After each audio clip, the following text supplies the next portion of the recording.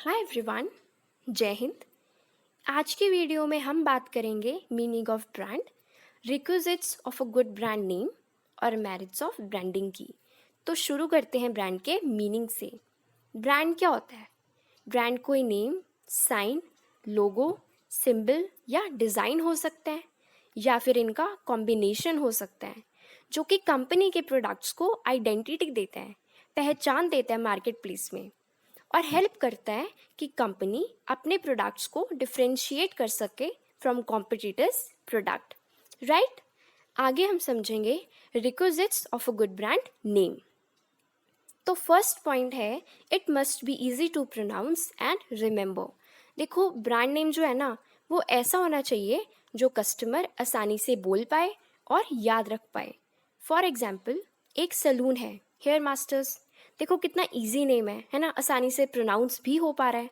और दूसरी तरफ एक सलून है, श्वासकॉफ। तो देखो कितना मुश्किल सा नाम है ना।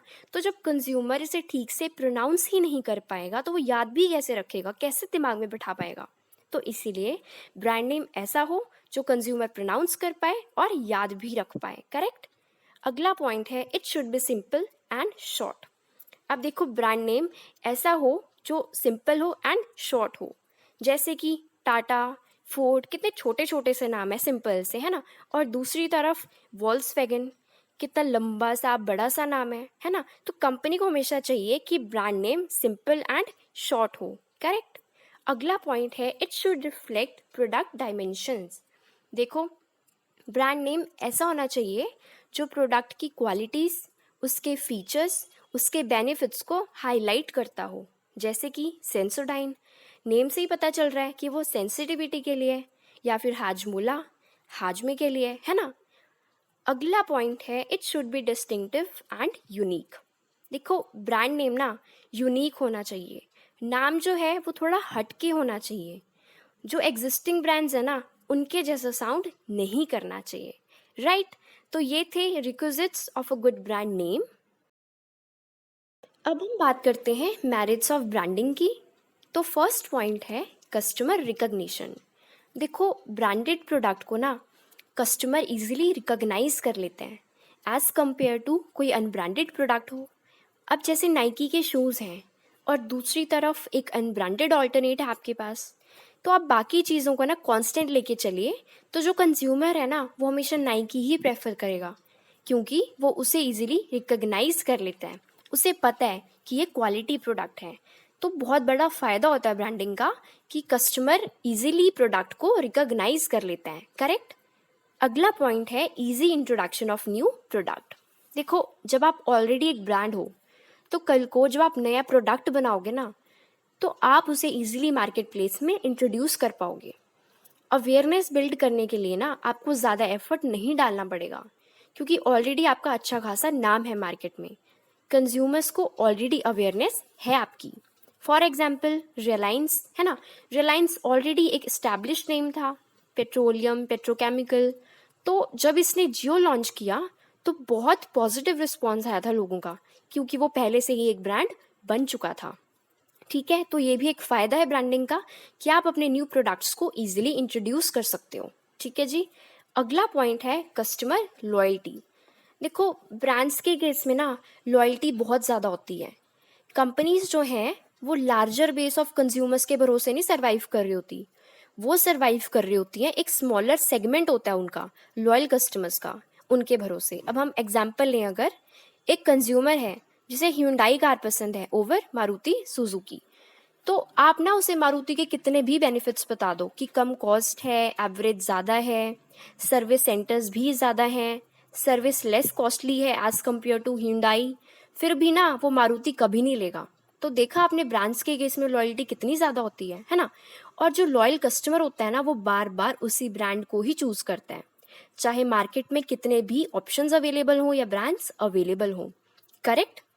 अगला पॉइंट है इंक्रीज प्रॉफिटेबिलिटी ऑफ बिजनेस। अब देखो, ब्रांडिंग की वजह से कंपनी ज़्यादा से ज़्यादा प्रॉफिट्स अर्न कर पाती है, क्योंकि ब्रांड के थ्रू कंपनी अपनी एक अच्छी पोजीशन बना लेती है मार्केट में।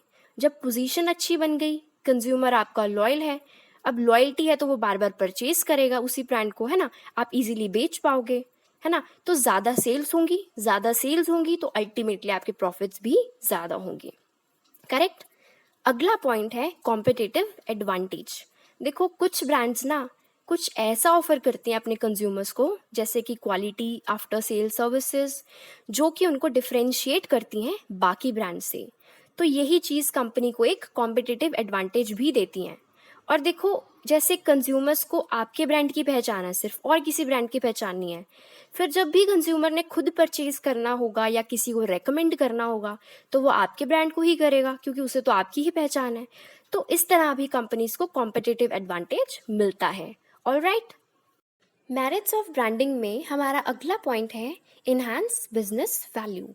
देखो ब्रांडिंग की वजह से ज़्यादा इन्वेस्टर्स आपकी कंपनी में इन्वेस्ट करना चाहेंगे, जिससे होगा क्या, जितने ज़्यादा इन्वेस्टर्स इन्वेस्ट करेंगे उतने ज़्यादा फंड्स होंगे आपके पास, जिससे आपकी बिजनेस वैल्यू बढ़ेगी as compared to weaker brands. Correct? हमारा अगला पॉइंट है क्वालिटी अश्योरेंस। देखो और क्या फ़ायदा होता है ब्रांडिंग का, कंज्यूमर्स जो है ना वो निश्चिंत होकर परचेज करते हैं आपके प्रोडक्ट को। कंज्यूमर को पता होता है कि ब्रांड है ना अगर, तो वो मुझे मैक्सिमम क्वालिटी डिलीवर करेगा ही करेगा, तो उसे टेंशन नहीं होती परचेज करते हुए। लेकिन अगर कोई अनब्रांडेड प्रोडक्ट है तो उसे कहीं ना कहीं डाउट होता है कि क्वालिटी होगी भी या नहीं होगी। तो ये भी एक एडवांटेज होता है ब्रांडिंग का। अब हमारा लास्ट पॉइंट है attract and retain the best employees. देखो हर कोई ना अच्छे ब्रांड के लिए काम करना चाहता है। करेक्ट? ब्रांड क्या करता है, उन पूल में से जो बेस्ट टैलेंट होता है उसको रिक्रूट करता है, फिर अपनी गुड एचआर प्रैक्टिसेस से एम्प्लॉयज़ को सेटिस्फाइड रखता है। मतलब क्या है कि जो एक अच्छा ब्रांड होता है वो एम्प्लॉयज़ की सेटिस्फैक्शन के लिए ना बहुत ज़्यादा एफर्ट करता है। राइट? देखो एम्प्लॉय सेटिस्फैक्शन जो है वो रिफ्लेक्ट करती है कस्टमर सेटिस्फैक्शन में, यानी कि जितने ज़्यादा सेटिस्फाइड होंगे आपके एम्प्लॉयज़ उतनी ज़्यादा अच्छी वो सर्विस प्रोवाइड करेंगे आपके कंज्यूमर्स को, उतना अच्छा वो प्रोडक्ट बनाएंगे। जब ज़्यादा अच्छा प्रोडक्ट एंड सर्विस मिलेगी आपके कस्टमर को तो कस्टमर सेटिस्फैक्शन भी बढ़ेगी। अगर कस्टमर सेटिस्फैक्शन बढ़ेगी तो इसका मल्टीप्लिकेटिव इफेक्ट क्या होगा कि कस्टमर लॉयल्टी बढ़ेगी। अब लॉयल्टी बढ़ेगी तो कंज्यूमर बार बार आपका प्रोडक्ट ही परचेज करेगा, जिससे क्या होगा आपकी सेल्स बढ़ेंगी, अल्टीमेटली आपके प्रॉफिट्स भी बढ़ेंगे। तो ये था हमारा आज का वीडियो। आई होप आपको सब समझ में आ गया होगा।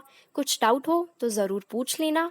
वीडियो हेल्पफुल रही हो तो प्लीज़ वीडियो को लाइक कर देना और चैनल को सब्सक्राइब कर देना। Thank you so much.